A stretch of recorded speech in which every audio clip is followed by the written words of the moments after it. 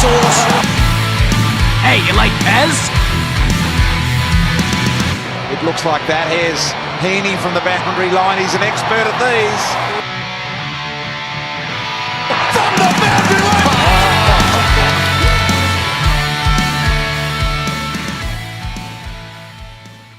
Hello and welcome to Behind the Boundary podcast. I'm your host Pez. I'm here with Sauce. We've just finished round 19, Sauce, and before we get on to anything else, that was a great round of footy. A great round of footy, Pez, and not only for the results, Pez. I think it was normally when you get into round 18, 19, you start to find out about a couple of teams, and I find like this round of footy, it didn't answer any questions at all. If anything, we know so much less about the top 8 sides, and it opened up so many more opportunities for so many teams. We had the draw on the Friday night, which opens up obviously top 4 opportunities for a range of teams, as well as the 9, 10, 11, an opportunity to get into the 8. We had a couple of come from behind victories. We had a lot of teams that continued some winning streaks. It was a great round of footy. Yeah, and I can't get away from that draw on Friday night. I was fixated to the TV. I think it was the strangest 8 minutes of footy, the final 8 minutes, that I've ever seen in my lifetime. Not only just the 8 minutes though, Pez, like we'll get onto that 8 minutes ever, but the game itself was such a seesawing affair. Like Fremantle got on top and then Richmond looked on top, and both teams had multiple times that they looked like they were going to blow open the game. Early on, Noah Bolton looked like he was going to absolutely destroy and be an absolute superstar.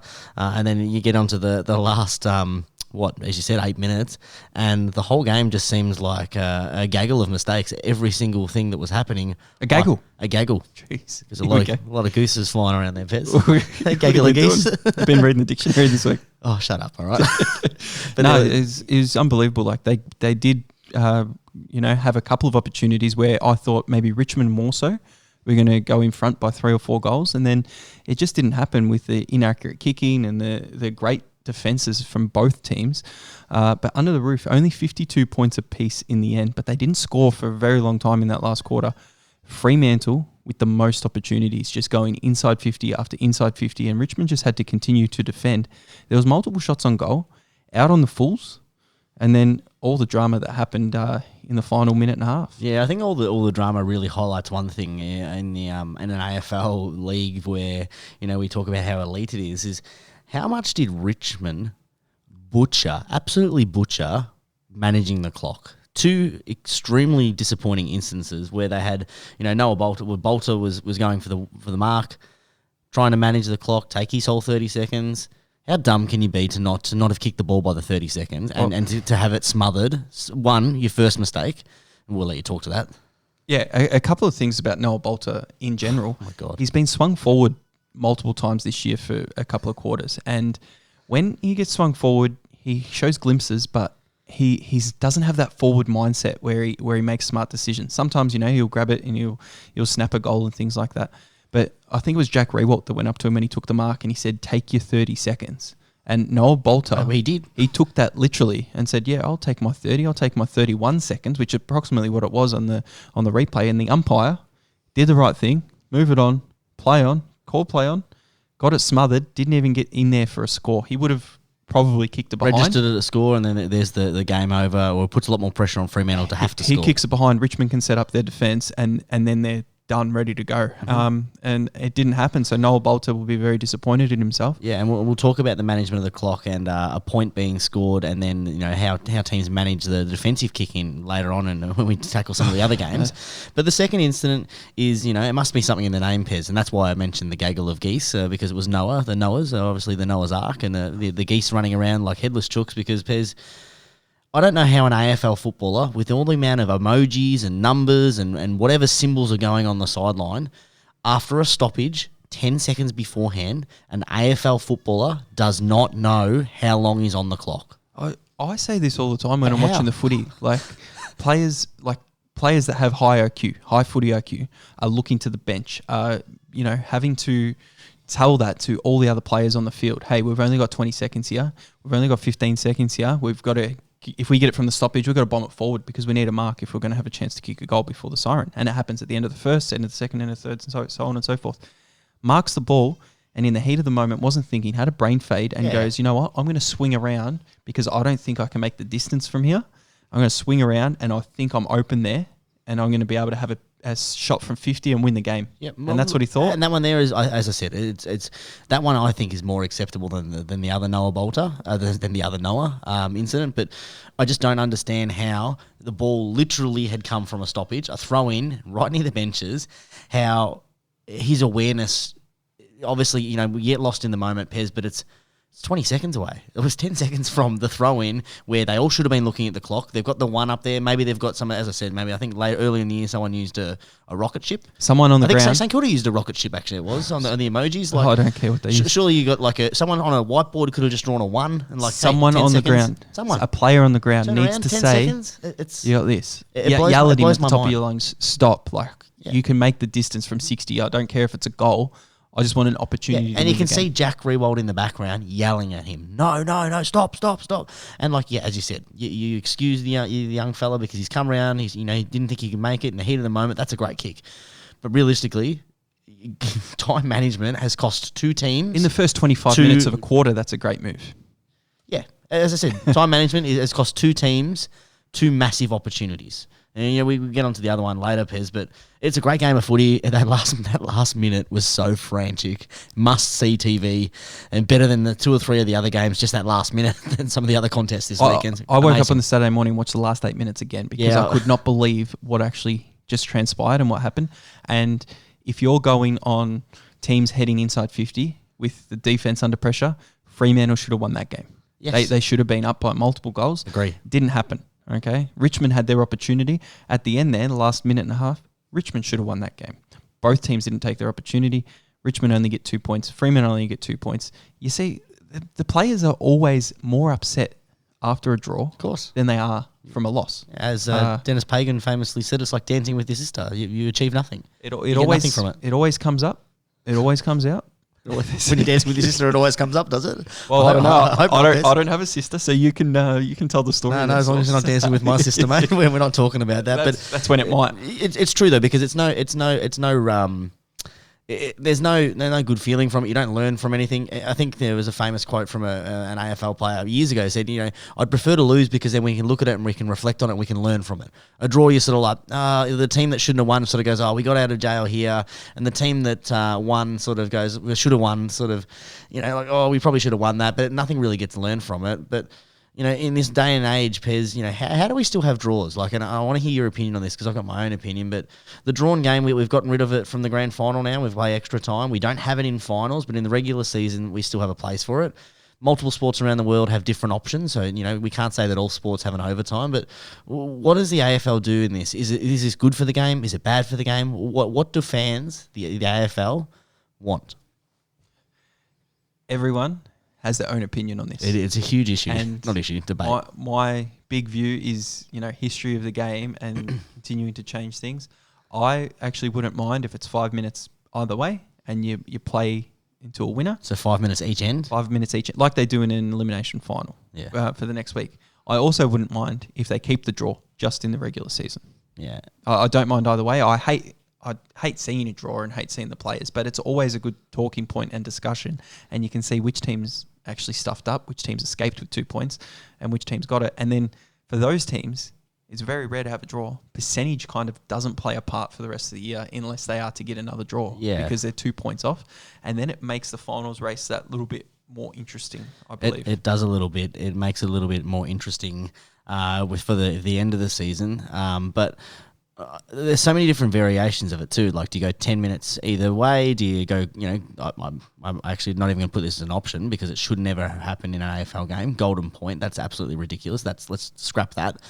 But I actually don't mind the draw. I agree what you're saying. I think the history aspect of things, I think it makes something really interesting. It's something unique about our game, which a lot of other sports don't have. During the regular season of any other sport, they play extra time. They play extra innings. You look at basketball, they play to a result. You look at baseball, they play to a result. Soccer, they play. I think it's 15 minutes each end, and then they have a draw or penalty shootout. So I think it's something unique with our game. I think it is disappointing for a fan. Especially if you're at the game. I think this one was really disappointing because it was such a topsy-turvy game. In most times there's a draw, you actually have one team that's overperformed. So a team's like, oh yeah, we're drawn. And, like any time you play North Melbourne. Points. Exactly right. It does make the rest of the finals race a little bit interesting, Pez. As I said, opens up some opportunities. We had Sydney have a pretty significant win against the lesser Adelaide. We had Port Adelaide that probably could have scraped into the to the eights, and may keep their race alive with a win over Geelong. And they looked pretty ready for a win in that third quarter where they piled on 8 goals. Yeah, that was an unbelievable third quarter because Geelong, great game of footy. Geelong just had it in the bag, ready to go. They were doing what they needed to do, and in the third quarter, it looked like they kind of went back to that old 2020 style of gameplay when they're trying to close down the game and kick it around. And you don't blame them for that with the old bodies, but Port Adelaide, they just look like another animal and a different side, and piled on the 8 goals to 1.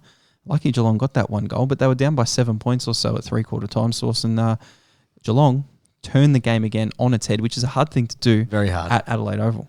Hard for a range of reasons, Pez. They went down the one of the momentum shifting things was the adjustment that Geelong had to make. With Reece Stanley going down, they had a young ruckman come in and Neil, a first gamer or second gamer maybe, and so he went in. So there was a whole range of different things, and then to do this against a team that's very talented. We've said that probably Port Adelaide have probably underperformed this year.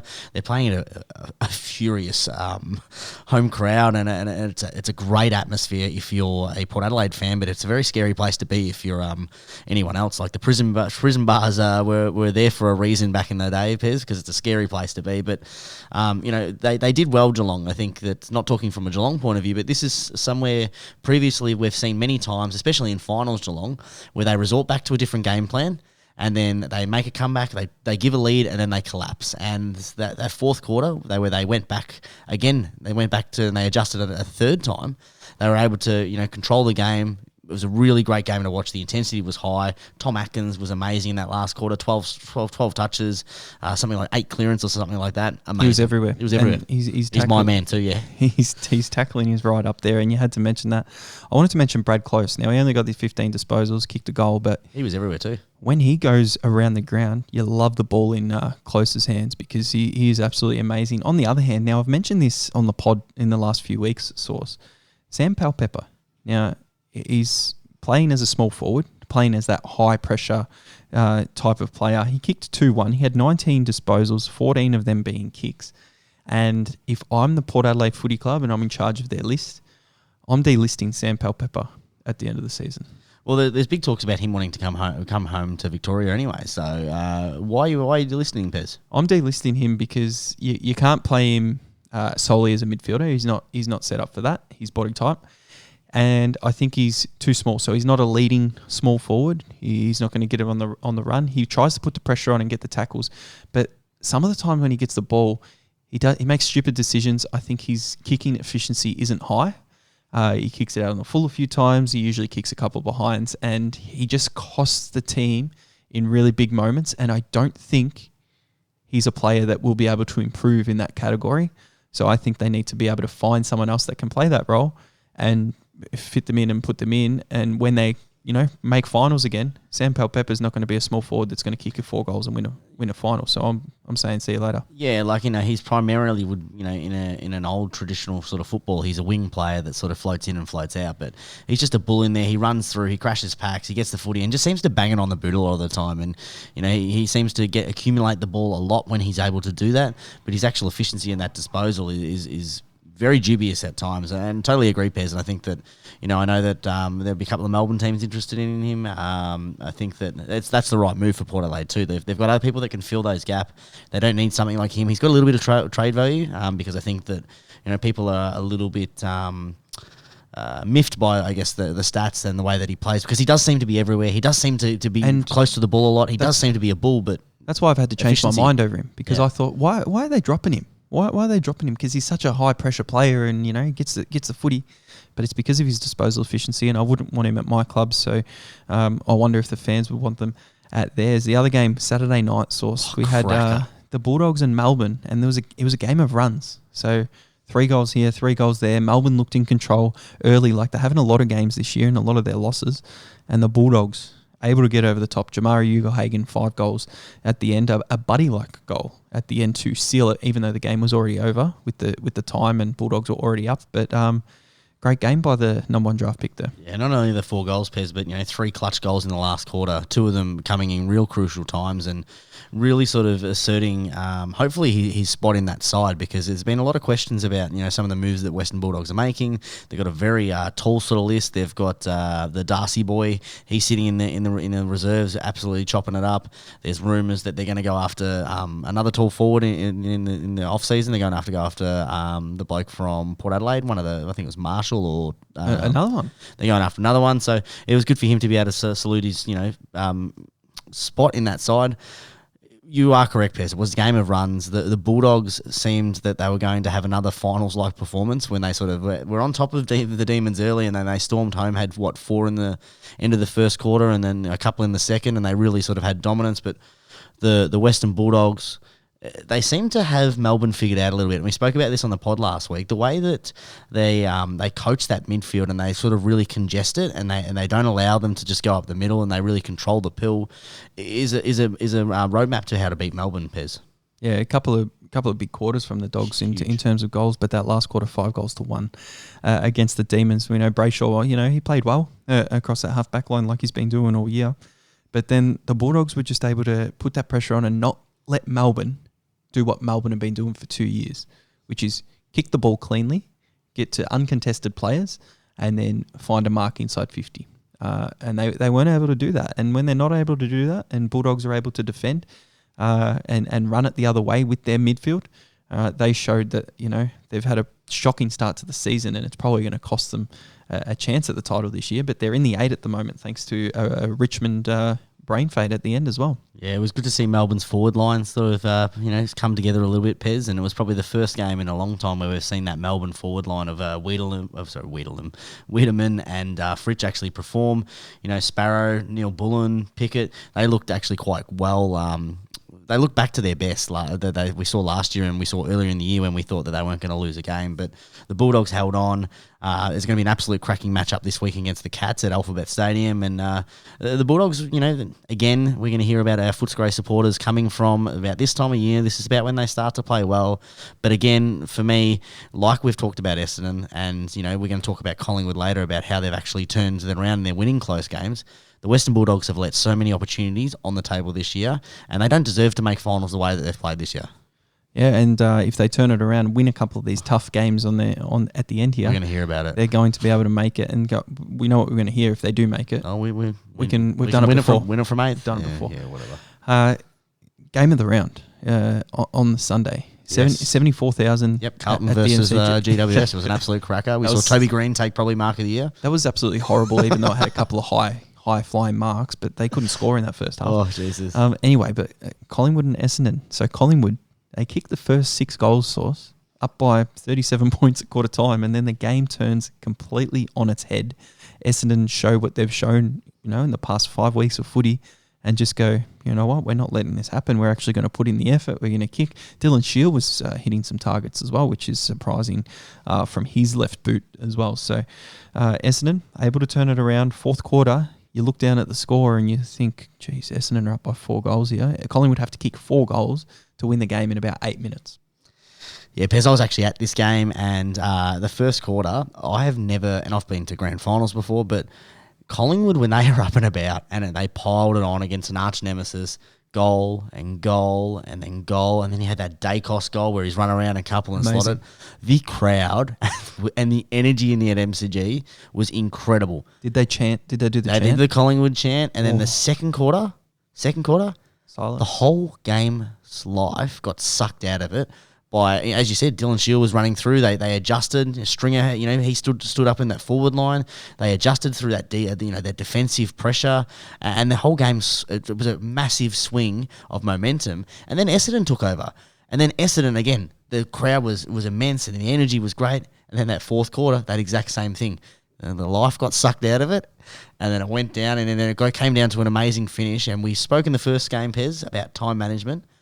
I don't know how you get a ball from kick out of a point in 13 seconds to a shot on goal with under a minute left. absolutely disgusting to allow that happen in this modern day. When In any day, sorry, that's unacceptable. When your forward, your player, has wasted 40 seconds from the game clock, had a shot at goal, ended up hitting the post, why were they not set up? I mean, they were set up the middle, Pez. They had so many people up the middle That's where they thinking thought that the they ball were was going to going. bomb. But you can't think. You play that one there. You play a man-on-man right from the kick-in. Everyone is accountable for their man. You punch the ball, you How get do it to ground, you have get a stoppage. an overlap, 3 kicks to make it from, as you said, a shot at goal to another shot at goal. And look, the mark was incredible. It was a great mark. It was, sort of stuck between two people. Yep. It was a great kick for goal that he had there. We were not going to, stay away from that. Great celebration too. The old, just business as usual. But unacceptable for Essendon. Unacceptable to allow that to happen. 13 seconds, Pez. And the funny thing is, Jones is lining up for goal, and I'm sitting there going, he's getting 40, 45 seconds off the clock here. But if he misses, Colin would have one shot, to get it down the other end. So what I was thinking is someone sneak off the side at the back, and he does a little chip kick after 30 seconds, kicks it to them. That's the end of the game. Siren's gone. You don't even have to kick the goal. Only if they were open and free. And I have rarely ever seen a team do that where they have a mark inside 50, they're taking 30 seconds off the clock Just kick it and backwards. kick it sideways. Like, honestly, how hard would it be, Pez, for someone to run from the forward 50 to the interchange bench, and then the next person comes on from the interchange bench and stands there, and they kick it to him? Yeah, and that's game over. look, a lot of people are going to say Jones should have just kicked the goal. And maybe he should have. But if there is a player there and you can do it, I would, if I was coaching, I would make my team go, you know what? If I can do this and manage the clock like this, I'm going to kick it to that guy at 45 metres out by himself. Just a 15-metre kick. I'm not going to miss it. He marks it. Game over. But you reverse the situation, Pez, and the ball's up the other end of the ground, and you've got no times doing the kicking back and forth. So what does it make a difference when you're 55 out, when realistically it's a shot at, 50-50 shot at goal? Why wouldn't you have a 70-30 chance at chipping it over to one of your teammates, and then just waste the clock? Or handball it to someone, and everyone's in that forward line, just run. Just go for a run. It wouldn't be a good look. Who cares? It would not be a Do good you look. know what would look better then? Instead of saying Essendon Collingwood by 4, Essendon would get 4 points. That's what it is. Who cares? Yeah. Winning is winning. It doesn't matter if you win by 100 points, 1 point, but if you lose, it sucks. Look. And again, they let this one slip away. And this has been Essendon all year. They did. He kicks the goal, they win. He doesn't kick the goal, and they don't set up properly. I can't believe that guy on the wing was able to get the ball, kick it down to Jamie Elliott, and he had the poise. Pendlebury. The poise to mark, go back, run in. He said after the game he didn't even hear the siren, and I believe him because the crowd It didn't was look out. like he did. It was. The the energy same was motion. incredible, Pez. And that ball, there was a couple of angles we saw posted to TikTok after that. Yeah. Oh, amazing and a great kick for The goal. celebration though, Pez, like we always get up and about with Papley and how he goes over the top. Just the old turn and just one hand to the ear, like, that's right, let me soak this in. And then someone else comes in and jumps in. But just the whole, business as usual. Yep, I was always Clap the kicking hands. that. You're exactly right. You love it. You love the arrogance and the celebration that way. And Collingwood, top 4 at the moment, Sauce. 9 straight too. 9 straight. 9 straight. Same as Geelong. Geelong's got 9 straight as well. I heard someone on the radio, I think it was ABC, Swamp. I've got you got Swamp notifications on. Yeah. Swamp tweets it out. 8 games in a row, they won by 60-something points cumulative. And then this game as well, they won by less than a goal. So it's 9 games in a row. They hold the record for the least amount of points. And the guy on the radio station's done it. No credit for Swamp again. So it's obviously come from Swamp. If you're going to use his stats, give him some credit. I heard on one of the podcasts I was listening to that Fox Footy actually have employed Swamp, so they have rights to his stats to show them on the TV and stuff. So they should quote him when they're using him in anything else. Yeah, just use him. Use him. He's Though, amazing. I actually saw something on the weekend, Pez. I've screenshot that we're going to use later in the year for Swamp. I've got a trivia for you later in the year.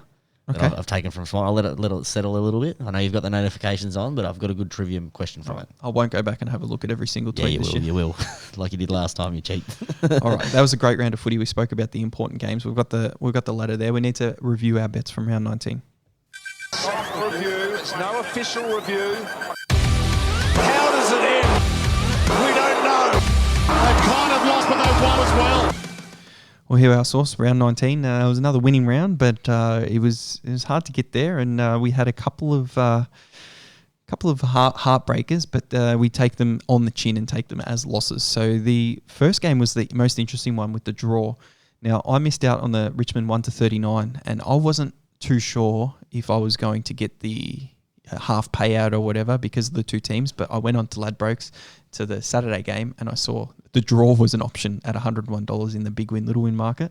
So it was a cross for me. I just got a bonus bet. Yeah, you got to be careful with that when you bet it with different betting agencies. They offer different things. Sportsbet, they pay out a draw as a 50-50 win. Like it's 50-50. They just give you your money back, I guess, half the winnings. And different agencies do different things. So make sure if you've got the draw as an option, you won't get paid out.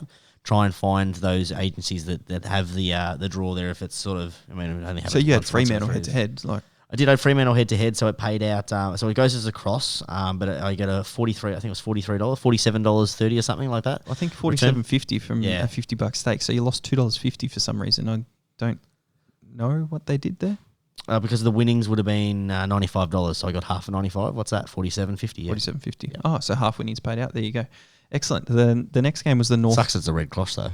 $2.50. Yeah. Can I have half a red cross? Oh, well, I don't know. You have to speak to the media manager. Could I have a red tick, maybe? Oh, there's a thing. North Melbourne, Hawthorn. I noticed you didn't have a bet. I had Hawthorn plus 15.5, but also at the line, I love the line, minus 20.5. And Jack Gunston was absolute value, $1.90 on Ladbrokes to kick 2+ goals. He kicked it in the first quarter. He kicked 5. Did he kick 5 in the end? 5-4.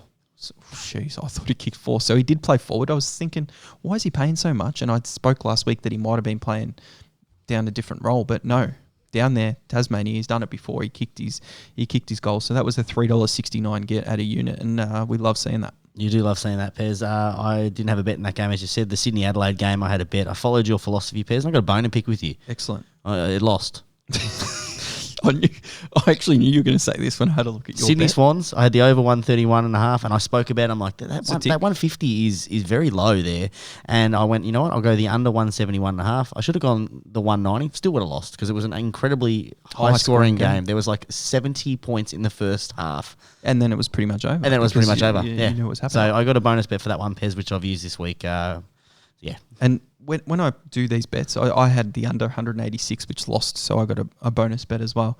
But I look at the live odds on Sportsbet during the game. See if you're a shot. And the live market was 186.5 for a while there, and then it shot up to 195, and then it shot up to 200. 200? It was no good. So we go from there. The next game was a Port Adelaide Geelong game. I had my 3 things, but I only needed Geelong to win 1-39.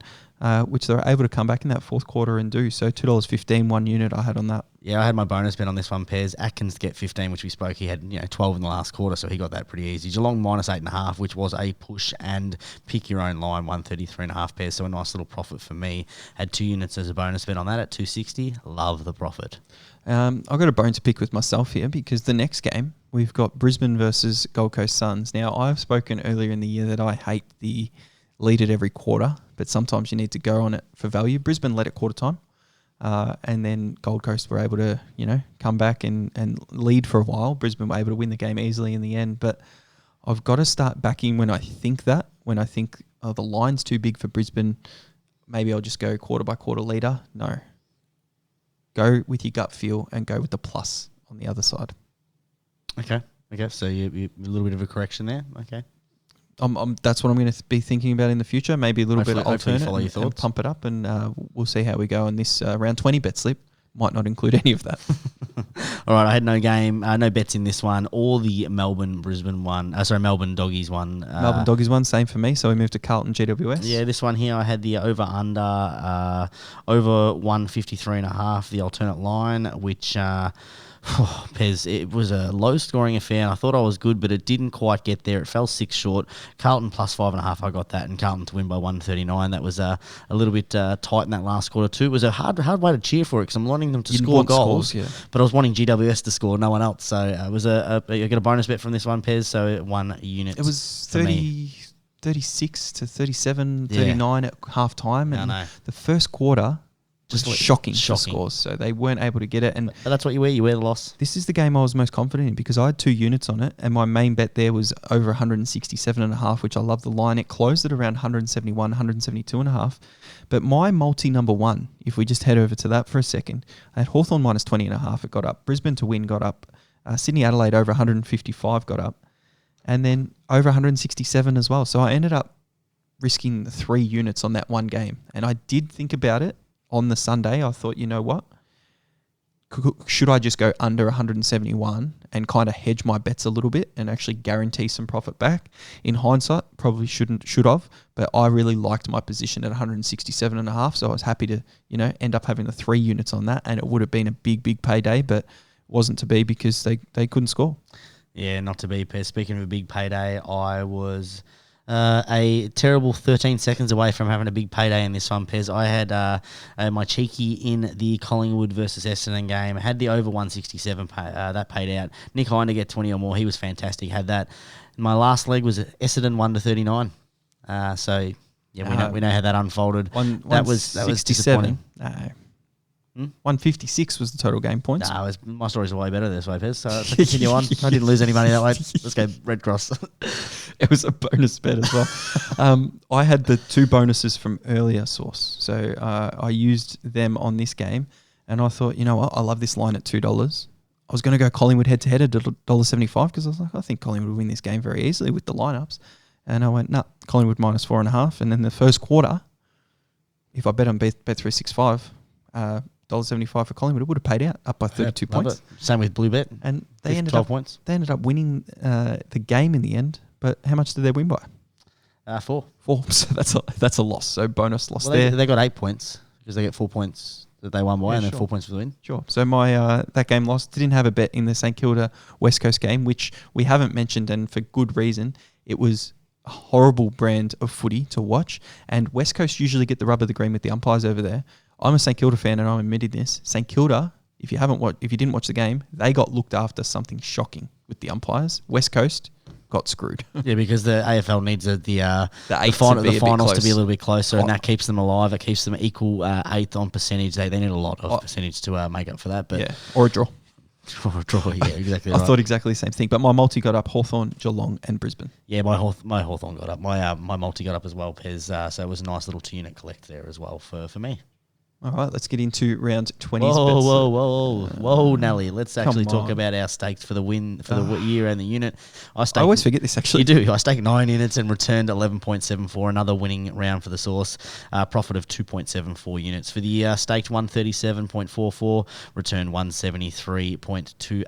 Pez keeps climbing. I got 26.5 units, Pez. All profit, so love and life. Very, very good. That's some people's goal for a whole season, Sauce there.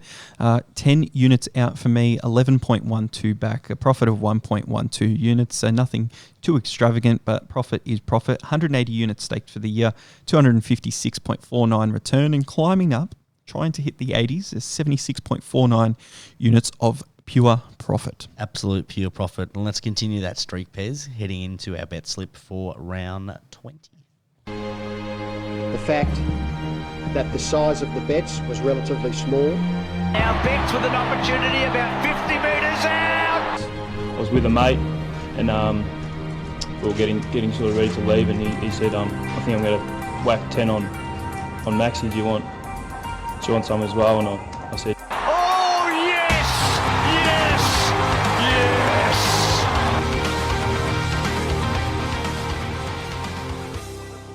And as always, Pez, we'll start things off with specials. I wonder how many you banned from this week. Cyril takes a special and goes bang! Oh, I might need your help because I did look at the alternate account and nothing I could see just yet Banned. from Moneyball. No, not a chance because I haven't even bet with that account Banned because I got it. Well, you might have looked at it later. I don't know, but let's have a look. We've got a couple of minor changes this week with a couple of our specials. We've got sports bet, the bet returns, all matches if you are eligible for that. Ladbrokes. Which you are not. Thank you. Ladbrokes AFL 3+ League same game multi, 1 refund per day. So 1 on Friday, 1 on Saturday, 1 on Sunday. They've changed their $2 footy lines. So instead of it being every game for the week, they're only doing it in the AFL on Friday and Sunday. So Saturday, if you're going to bet on the lines, it's only $1.90 there. So see if you can find value elsewhere. and they've got the mega multi as they usually do, 4+ legs. And if you go more legs, you get you can lose more of those legs to get a bonus back there. Neds, they've got the $2 lines only on Friday and Sunday in the AFL. They've got the early payout at halftime. I'm sure no one really uses that if they're up by 20+. And then the same game multi, they've usually had it for one refund per day on all days, but they've only got Friday and Saturday this week in the AFL at Neds. So is that still first bet for the day, or is it just all the games on Friday, all games on Saturday? Just one. Damn. Might have to adjust one of my bets. Just one refund per day. Bet365 is as normal. Tab is as normal. Actually, the Friday Night Lights, I've put it out there on Twitter because it's not actually out there yet. The Thursday Night Lights for NRL is, but I'm confident that it's going to be there tomorrow. So Yes, I'll put it out true. early. We'll put it out early, Pez. The money ball, I've only got the same game multi offer, which minimum odds have to be $3. Sauce. What do you see? Well, you look the fool, don't you, Pez? Because you're banned. We got 2 head-to-head disposals. You've got on the Friday night Clayton Oliver versus Andy Brayshaw, $2 each way. Each horse gets $2 in that one. And the other one is Tommy Stewart versus Bailey Smith, $2 a piece each way as well. So clear favourites in Bailey Smith and Clayton Oliver in those ones. But have a punt. $2 either way. You love that. And if it's a draw? Doesn't pay out. It pays as a loss. A loss is a Pays draw. as a loss. Loss is tie. Okay, interesting. Ties avoid, it says. Oh, ties void. That's not a loss. That's you get money back. That's good. Oh, okay. That's even better. Excellent. All right. So it's better than a draw. You actually get something. Maybe that's what we should do. We should do for the AFL is just if they draw, it's a void. It just doesn't count. Yeah, they get 2 points each, which is what they do already. No, a void means they don't even play. They just get no loss, no win. They did play already, so I don't know what you're talking about. Blue Bet, they've got the 12-point special for the rest of the year, the early payout, the multi-bonus, the footy multi-bet, and they've got Bluey's goal scorer bonanza. Sauce. This one got up last week, the 5. It did. I had a cheeky 25 in my personal account. Alternate account. Yeah, I'm not at that high profile, Pets. No, that's all right. But they got Bluey's goal scorer bonanza this week. Any 5 of the 7 players below. You got Petrarca, Ginnivan, Warner, Dangerfield, Cripps, Steele, Neal. I think they've gone a bit cheekier this week with it because it won last week. Steele. And I think they've put in players like Lockie Neal, Jack Steele, who aren't as well known to be kicking goals. Petrarca's not going to kick a goal in every single game. No. Neither is Chad Warner. Neither is Patrick Dangerfield in that thing. Like Ginnivan would be the main one there that would maybe definitely kick a goal on the weekend. And everyone else is either hit or miss, but you need 5 of them out of 7 if you want to get that at $4. That's true, Pez. All right, let's get on to the where the money is made, Pez. It's a great round of footy, this one, Pez. Round 20, 2 rounds to go. First game of the round, Fremantle taking on Melbourne. You're looking at a 2nd on 5th, Pez. And Fremantle, they really needed that win last week to secure top 4, so they're going to need this one to make sure that they're there at the end of the year in September. Fremantle, $2.05 outsiders, $1.77 favourites are the Ds, minus 2.5 is the line. Total game points 144, Pez, very low for AFL standard, but not for Melbourne standard. This game is at Optus Stadium, 8:10, Pez. So for our time, very late start for a Friday. Yeah, well, I'll be missing the last quarter of this game because I'll be asleep. But no, Fremantle, I've gone a little bit weird here because I don't really know who's going to win and what's going to come out. So I've gone a little bit alternate within the over and under. So I think it's going to be over around 134. So mine needs to be between 135, but it also needs to be under 174.5. So 135 to 174, somewhere falling in between there for the game points. And I've just put Melbourne plus 29.5. I think Fremantle can win the game. But I also think Melbourne might come out and try and get a little bit of revenge from last time when they lost on the MCG after they had a big lead. So I think that's there. $2.45, put a unit on it. Yeah, I've gone Fremantle with Blue Bet, just straight head-to-head pairs. I like what you said about them getting the chocolates last time. That draw last week, they need to win the games at home. We said this earlier in the year. They'll come out really fired up. Hopefully they get back to some of that more attacking style football. They sort of went back to their defensive-minded things there. They're getting a little bit tired, but sleeping in their beds for their own beds for a week. They'll be there. Home crowd will be raring. They'll get the noise of affirmation pairs, the umpiring calls, $2.05. I love that bet. And I've also gone with a max bet, Pez, $50 on Oliver to get more disposals than Andy Brayshaw at $2. It's good that you can do that there. That's, It is good, isn't it? Awesome. Yeah. All right, we get on to the next bet, Pez. Collingwood taking on Port Adelaide. $1.68 favourites are the Pies after a 9-game winning streak.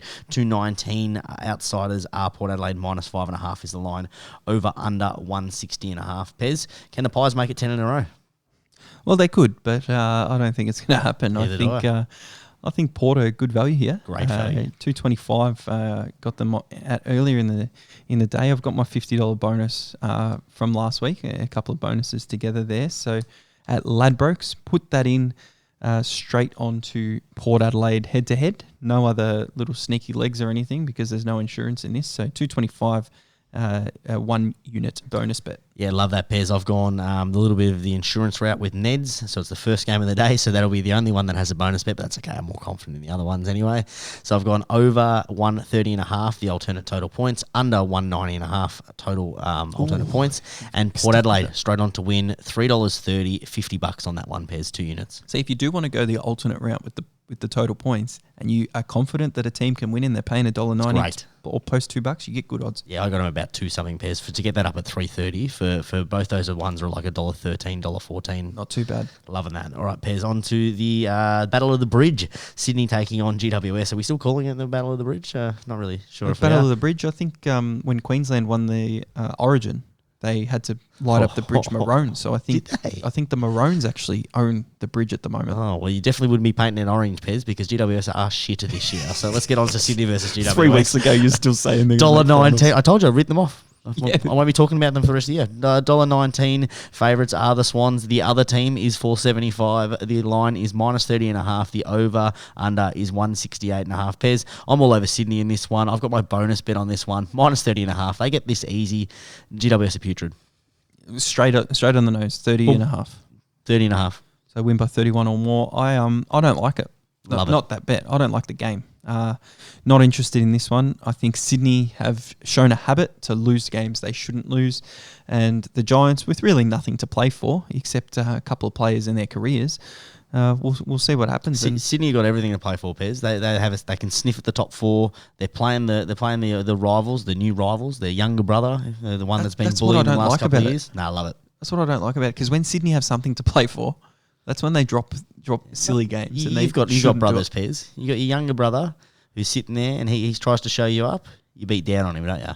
Well, it's not really your younger brother. It's like the adopted kid that's come into the AFL. So what, you're not going to beat up on your adopted brother? Maybe it's the next door neighbour and they've adopted a kid. That's what the GWS are kind what of I'm like hearing into the is AFL. Pez is an absolute wuss and he can't hold himself in a fight. So that's disappointing, Pez. Never fought anyone in my life. You got pretty close at the footy one time against the Western Bulldogs football. You did. No. You stepped up to him. He called me. I called him. You called him a couple of names and then you stepped up to him. Yeah, but he was being a dick. All you wanted to do was see him at the end of the year too, because all the argument was about the Western Bulldogs not Missing making the finals, 8 after their grand final victory. Where is he now, that guy?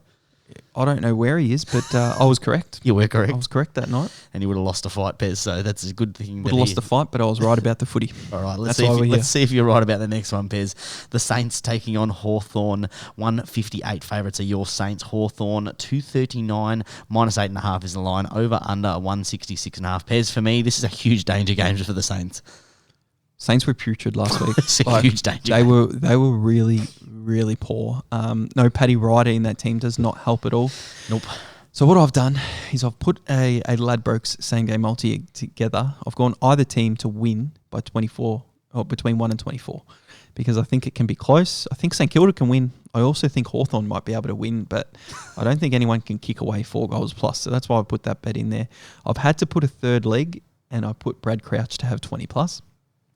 He's done it most games this year. He might have missed out only in one game. And I put over 136.5 because both sides are quite poor and will leak a few points. So they should get 140 plus pretty easily. That gives me $2.50, put a unit on that. Yeah, you could hear my distaste in this one, Pez. I am not touching this. I wouldn't bet this with your money, so staying away from that one. Speaking of betting with my own money, I've got money in this Geelong. one. Alphabet Stadium, Geelong taking on the Doggies. This should be an absolute cracker. $1.36 versus the Doggies, 3.16. Sorry, minus 18.5 is the line. Pez, I think this is a massive danger game for the Cats. These are the ones that they sort of lose coming towards the finals time. I am not steering clear. I am betting, but I haven't got the Geelong result in it. No shit, you're betting. Geelong are there. Well, if you're not betting on the result, I've gone a Sauce same game multi here. You are going to absolutely froth this one and love this. I've gone with Ned's, the Saturday, bet back.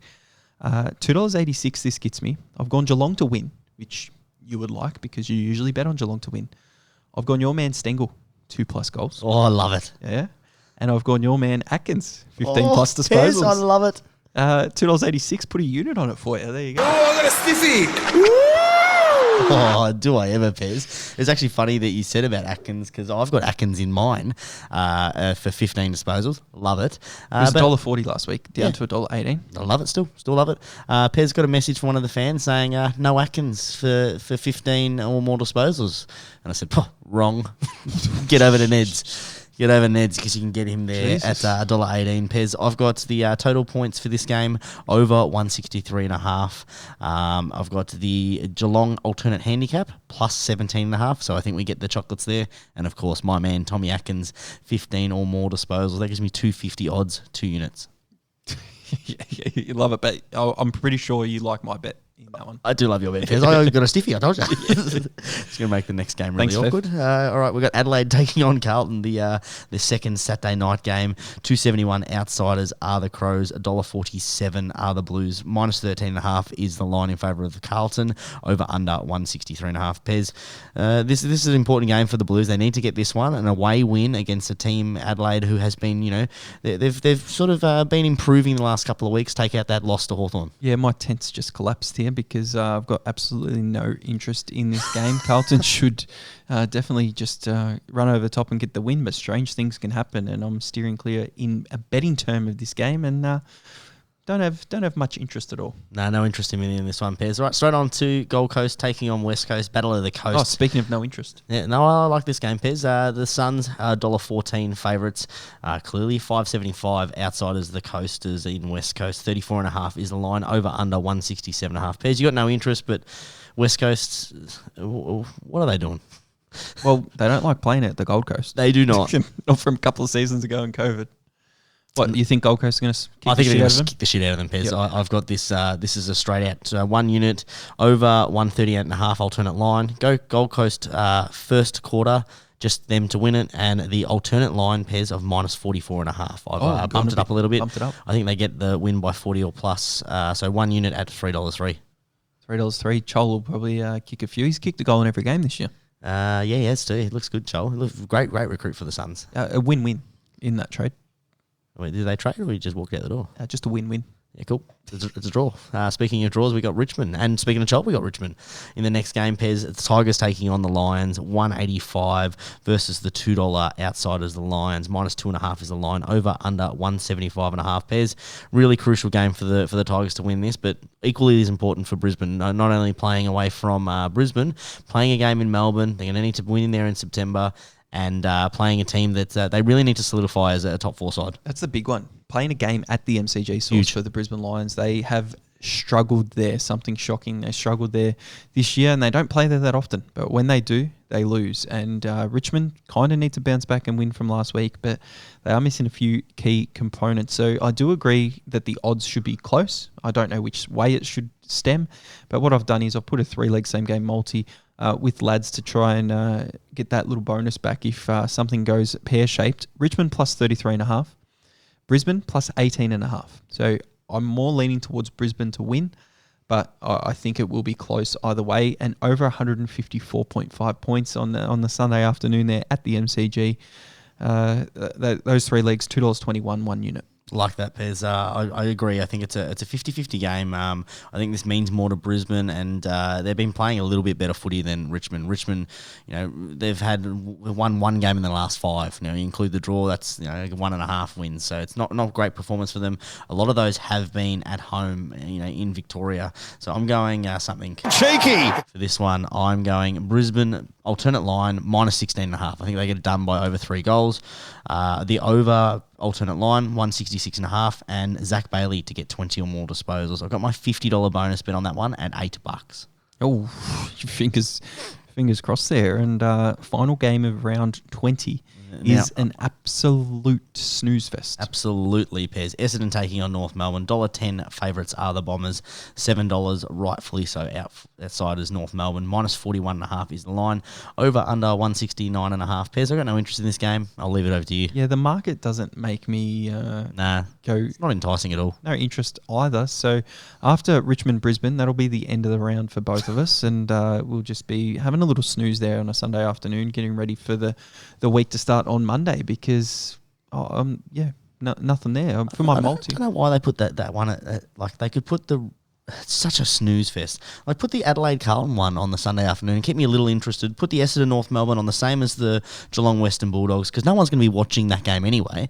But at least give us something to watch in the Adelaide Carlton. I got a little bit more interest in that than North Melbourne Essendon.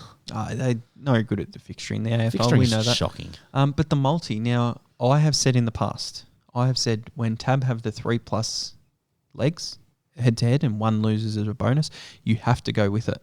But this week, I can't do it. I can't go with it. I'm not confident in 3 teams winning. I would put Port Adelaide in there. I'm not going to put Gold Coast at $1.15. I'm not going to put Essendon at $1.10. And St Kilda Hawthorn 50-50. There's not 3 games that I'm super confident in, so I haven't gone with Tab. Did you go with Tab? I did, and I've gone with Sydney, as I told you about that, beating up the older brother, and I guess you not having been in a fight, you wouldn't understand what it's like to beat down on someone. Sydney definitely understand that, and they'll do that on the weekend. Brisbane, you sort of leant towards Brisbane. I sort of lean towards Brisbane. I think they get it done by 3 or more. And Gold Coast, told you how much I liked that line. That gives me smaller odds than our multis are usually. 276, but 2 units on that one. Very surprised you didn't have Port Adelaide in that, but probably because you've already got a bet on them. I've already got a bet on that one, and you didn't want to continue that. I've gone with Bet365 for my multi, and I've just gone cheeky sauce there. And Cheeky! Just the cheeky 0.4 units. Port Adelaide to win at 220. The Sydney and Greater Western Sydney game over 169.5. Sydney have shown that they can score very heavily, and hopefully that happens. Again, St Kilda Hawthorn over 167.5, just putting something in there. And the Geelong Bulldogs down at GMHBA over 163.5. So 3 overs in that game, and Port Adelaide to win gives me odds of $16.20. Betting for the sake of betting, Pez, I love it. That's all that is. That's all that is. The tab needed to do a cheeky, and nearly hit my 4-legger on Bet365 last week, but missed out by that 1 leg. Oh, as always is the case with the, I was about to say the cheeky punt pod. There's an old reference, isn't it? The old cheeky punt pod. There we go. There we go. There are our bet slips. They will be up before the start of the round at Behind the Bound on Twitter if you want to follow along and say anything on there. If you've got any questions or you want to ask us anything, please slide into our DMs on Twitter. And get a little bit raunchy in there and ask anything you want. We'll answer it on the pod, as we always do. Yeah, make sure you jump on iTunes or Spotify, leave a comment, leave a 5-star review. That's how other AFL fans and other bettors can find our lovely podcast.